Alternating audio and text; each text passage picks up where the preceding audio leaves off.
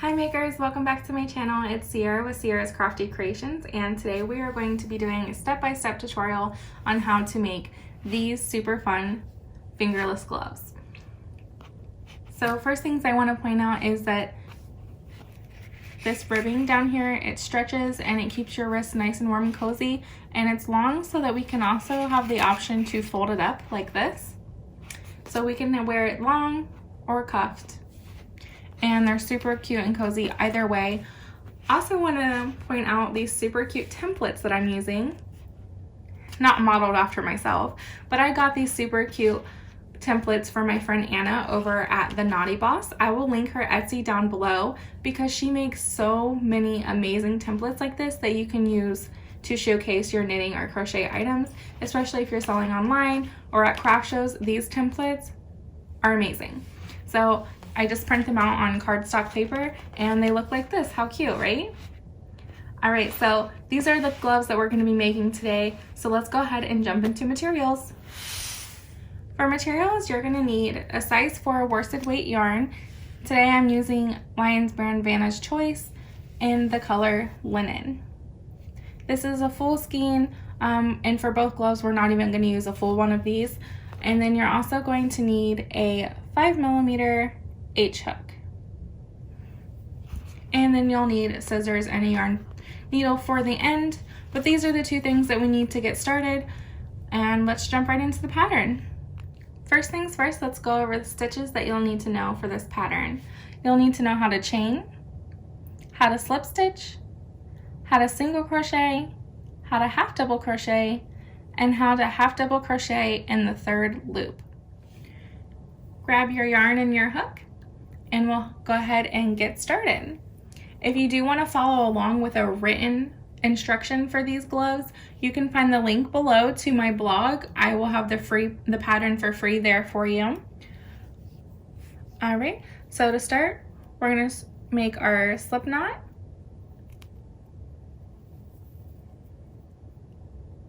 And we're going to do a beginning chain of 17. So you're going to yarn over, pull through, that's your first chain, second chain, and we're just going to chain 17. All right, I chained my 17, but I want to take a little quick break just to show you how this is going to be made. So the 17 chains creates the length of our cuff. So that, what we just did, is that's what's going to create the length of this cuff right here. And we're going to be working flat, so we're going to chain and turn after the end of each row for this part, and then we are going to seam it together here, and then in this portion we will be working in the round. You can see my line there, my seam.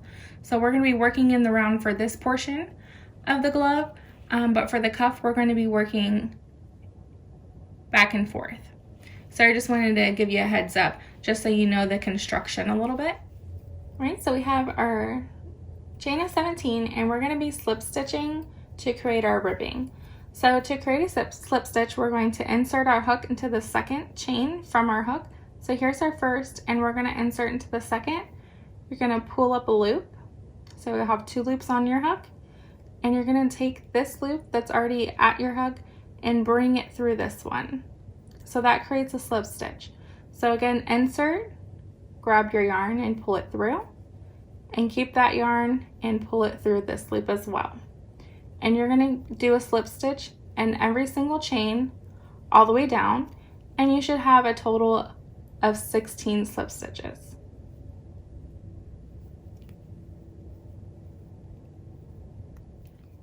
So we made it to the end and we now have 16 stitches. And to go to the next row, we're going to chain 1 and we're going to turn our work. And now we're going to be working slip stitches, but only in the back loop. So here's our front loop right here. Here's our front loop. And we're going to be working in the back loop. So back here is where we're going to want to put our slip stitch. So grab your yarn and pull up, and then pull through this loop, and again working only in the back loop. So here's our front loop, right here. That's the front loop. We only want to work in the back loop. So we're going to slip stitch in the back loop only for all of these stitches. And again, we'll end up with 16 slip stitches.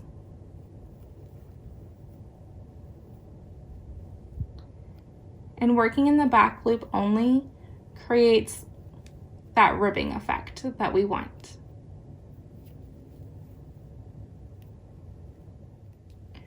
And a tip that I do want to give on this portion of the glove is if you're a tight crocheter, to go up to a 5.5 or even a 6 millimeter, because the slip stitches, if you're a tight crocheter, it can be really hard to work them in the back loops. So if you're having trouble going through those back loops, I would recommend going up a hook size to either a 5.5 or a 6, just for this portion. So the biggest tip, you know, just don't pull your yarn super tight, like don't pull it like this after each stitch, because that will hurt you in your next row. So keep that in mind. So try to do it as loose as you can or go up that hook size. But we're gonna just keep putting those slip stitches in the back loop only until we get to the end. All right, and for rows 3 through 27, we're just gonna keep repeating that. So we're gonna chain 1 and turn and create a slip stitch in the back loops only. And you're gonna keep repeating that until you have a total of 27 rows. And I will meet you back here. Also, another thing I want to point out for this portion is to always make sure that you're counting your stitches. You will always want to have 16, because at the very end it can be hard to miss and you don't want to lose your stitch count. So always make sure that you're creating 16 slip stitches. All right, I will see you in 27 rows now. This is what it should be looking like for you guys. And if you pull it and stretch it, you can see the ribbing effect. And you can also stretch it to count your rows just to verify. And if you had to go up a hook size and you're wondering if 27 rows is still what you need to do, you can always grab a ruler or a measuring tape, whatever you have lying around, to measure the length of it. So it should measure right around 5.5 inches.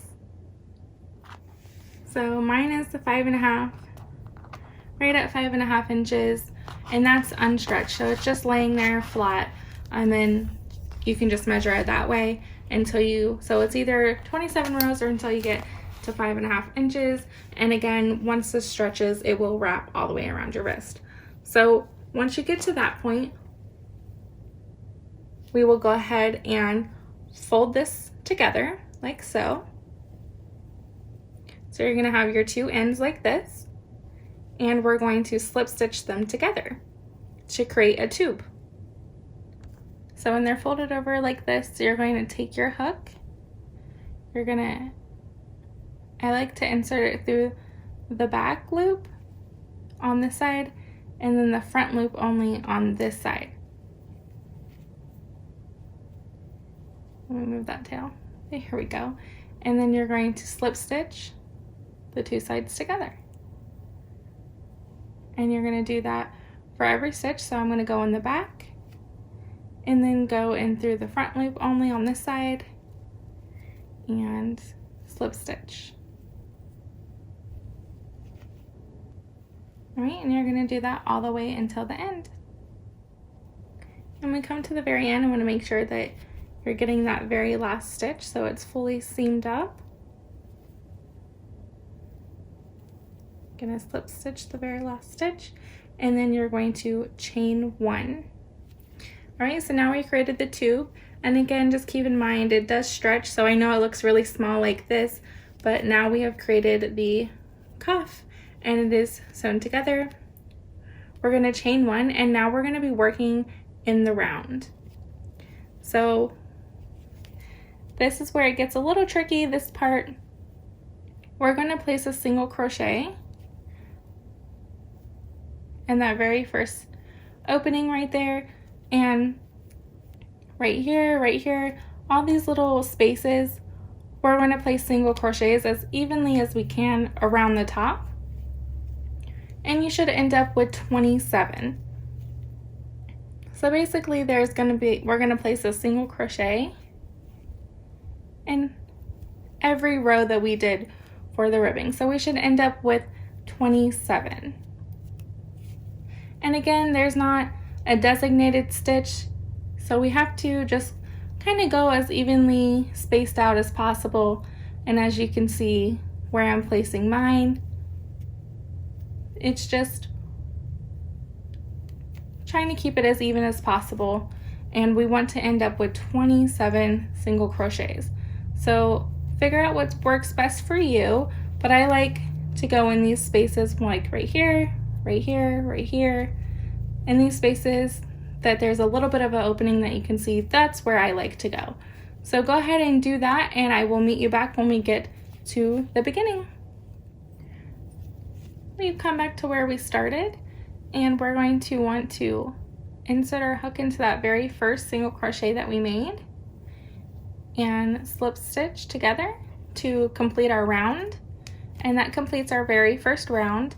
And again, go ahead and double check that you have 27 single crochets. You can count like this: 1, 2, 3, 4. You can count by the little bees at top.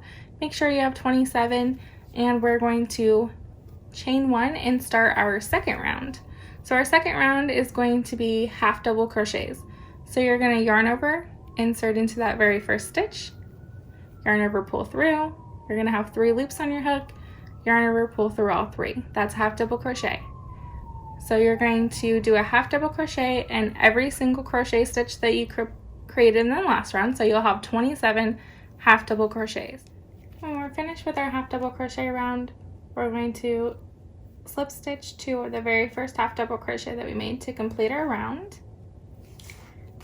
And now we're going to do the half double crochet in the third loop only. So you're going to chain 1, and this is where the placement changes. So we're going to do half double crochets, but instead of going in right here, we're going to work in the third loop in the back here. So here's our regular stitches. We're going to work in the back into this loop back here. So that's called the third loop, and you're going to put a half double crochet in there. So again, here's our normal stitches, and we're going to tilt it to the back, and there's a loop right there, and that's where we're going to work it, and that's going to give it that fun ridge. You can see it pop out a little bit there. So this loop in the back here, there we go. That's called our third loop. And that's where we're going to place our half double crochets in this round. So these are our normal stitches. Turn it to the back a little bit, and you will find your third loop. All right, once we worked all the way around, we'll have 27 half double crochets. This is our last stitch, and we're going to slip stitch the very first half double crochet that we created to complete our round. And make sure to always count after each round to make sure that you have 27 half double crochets. And now for the next round, we're going to be repeating what we just did. So we're going to do a half double crochet round. So you're going to insert it in the normal space that you usually would and place a half double crochet in each stitch.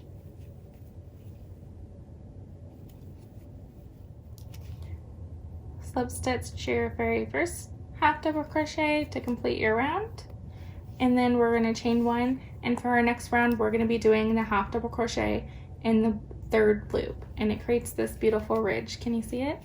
Isn't that so pretty? So this round we're going to be doing the half double crochet in the third loop. So you're going to tilt it back, and you're going to go in the third loop. The first one's always a little tricky to find, so tilt it back and go in the third loop, and we'll do those half double crochets all around.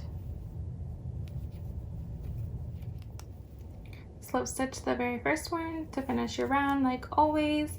And now we are going to, for the next 2 rounds, we're going to be repeating those 2 rounds. So we're going to do a half double crochet round and then a half double crochet in the third loop round for our next 2 rows. So we're just going to repeat what we just did. So now we're going to do a half double crochet round like normal, and then after this we're going to do a half double crochet in the third loop, and then I will meet you back. See you then.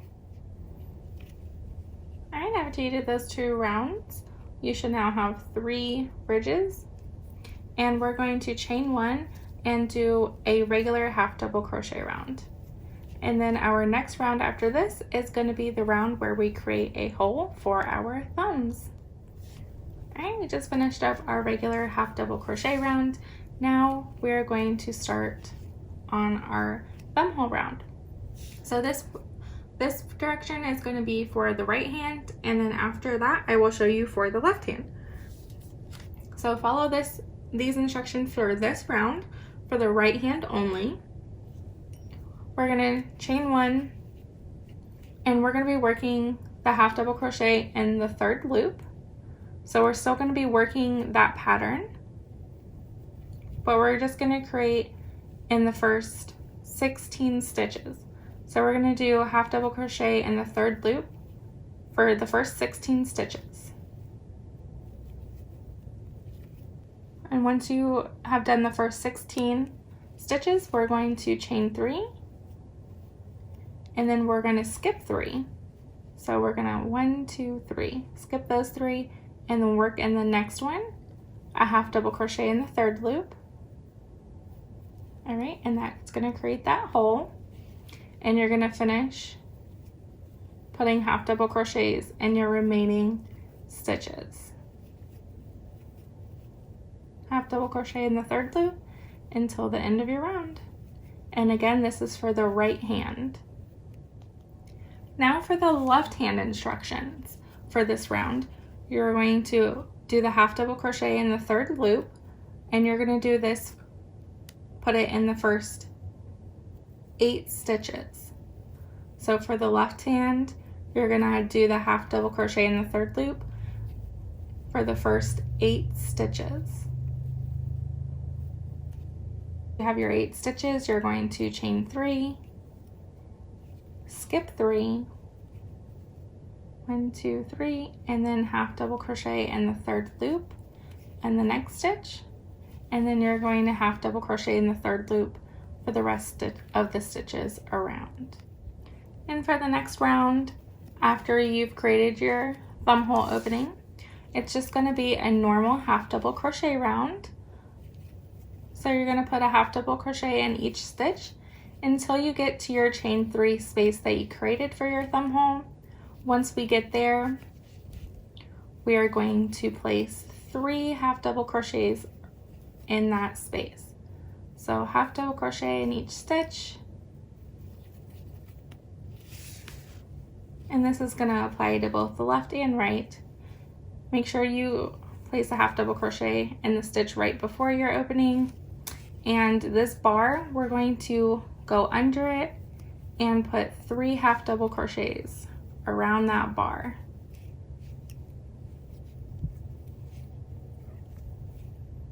And then this is the stitch for this bar, so you want to make sure that you're getting that. So that's the stitch for this one, and then go into the next one. Oop, there we go. And you're going to put a half double crochet in the rest of the stitches around, and make sure you count your stitches at the end of this round. You should now have 27 half double crochets again. Next round, we're going to do the half double crochet in the third loop.